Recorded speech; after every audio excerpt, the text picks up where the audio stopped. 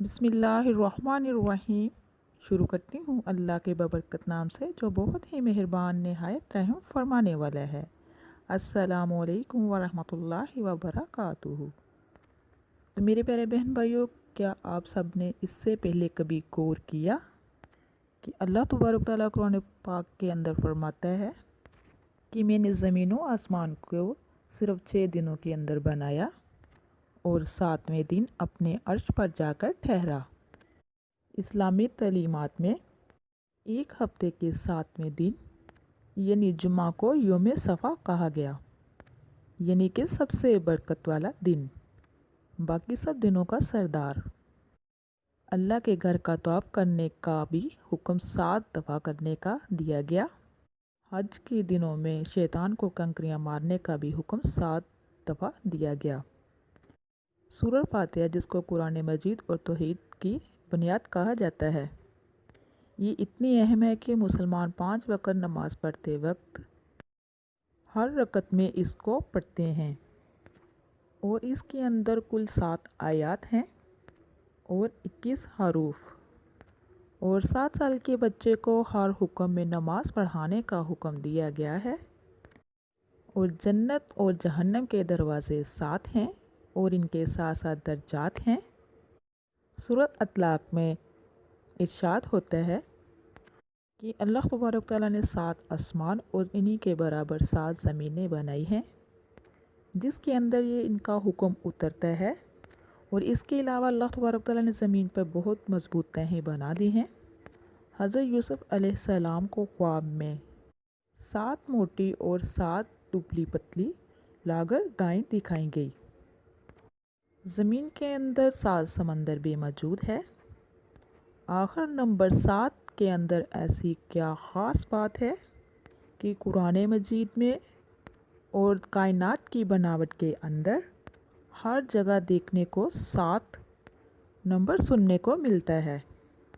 اس 7 number میں کوئی نہ کوئی ایسا راز چھپا ہوا ہے جسے ہم نہیں جان پائے۔ قرآن مجید میں نمبر 1 کے بعد نمبر 7 سب سے زیادہ ریپیٹ ہوا ہے۔ تو میرے پیارے عزیز بہن بھائیوں، 7 بر اعظم، 7 سمندر، 7 کعبے کے چکر، 7 دن میں زمین آسمان کا بنانا، 7 آسمان، 7 جہنم جنت، تو آج تک کوئی بھی اس چیز کو جانچ نہیں سکا۔ عالم الغیب ذات صرف اللہ تبارک تعالیٰ کی ہے، غیب کی باتیں صرف اللہ تعالیٰ ہی جان سکتا ہے۔ یہ ایک پہیلی کی طرح ہے جس کا جواب آج تک کسی کے پاس نہیں۔ اللہ تبارک تعالیٰ خود یہ چاہتا ہے کہ ہم اس کی کائنات پہ غور و فکر کریں اور اس کی ترتیب پر غور کریں تاکہ اس کی ذات کو پہچان سکیں۔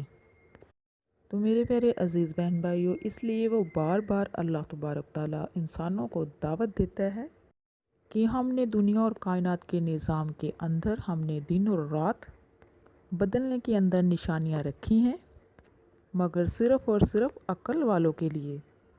اللہ تبارک تعالیٰ فرماتا ہے کہ ایک نظر اٹھا کر اس کی کائنات کو دیکھو تو تمہیں کوئی خامی نظر نہیں آئے گی۔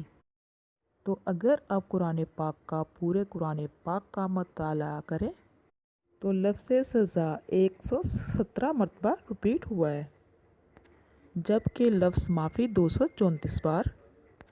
اسی طرح اللہ پاک قرآن مجید کے اندر ہمارے آقا دو جہاں حضرت محمد صلی اللہ علیہ وآلہ وسلم فرماتا ہے کہ کہو، یہ کہو کا لفظ 332 مرتبہ ریپیٹ ہوا۔ حیرت انگیز بات یہ ہے، دنیا اور آخرت کی زندگی، یہ دونوں لفظ 115 مرتبہ ریپیٹ ہوئے ہیں۔ شیطان اور فرشتے کا ذکر قرآن مجید میں 88 یعنی 88 بار ریپیٹ ہوا ہے۔ جنت اور جہنم دونوں کا ذکر 77 ٹائم یعنی زکوٰۃ اور برکت کا ذکر 32 ٹائمز کے اندر ریپیٹ ہوئے ہیں۔ یہی نہیں، یعنی موسم سردی اور گرمی کا بھی ذکر قرآن پاک میں 5 مرتبہ آیا ہے۔ مرد اور عورت کو برابر 23 مرتبہ بیان کیا گیا۔ ان سب کے پیچھے لوجک یہ ہے، انسان کی تخلیق کے وقت بایولوجیکل طور پر ایک بچہ 23 क्रोमोसोम को लेता है माँ से और 23 क्रोमोसोम को लेता है बाप से, जो टोटल एक इंसान के अंदर 46 होता है। एक इंसान के डीएनए के अंदर मौजूद ये क्रोमोसोम इंसान के हर करैक्टर को ज़ाहिर करता है। क्या ये भी इत्तेफाक है? इसके अलावा ज़िंदगी और मौत का ज़िक्र 140 टाइम किया गया है। अल्लाहु अकबर। इन्नल्लाह अला कुल्ली शैइन कदीर, बेशक हर चीज़ पर वो कादिर है। अल्लाह तबारक तआला से मेरी दुआ है कि अल्लाह तबारक तआला आपको, मुझे और सबको अपने हिफ्ज़ व ईमान में रखे और हम सबको नेक अमल करने की तौफीक अता फरमाए। अब तक के लिए इतना ही। अल्लाह हाफिज़।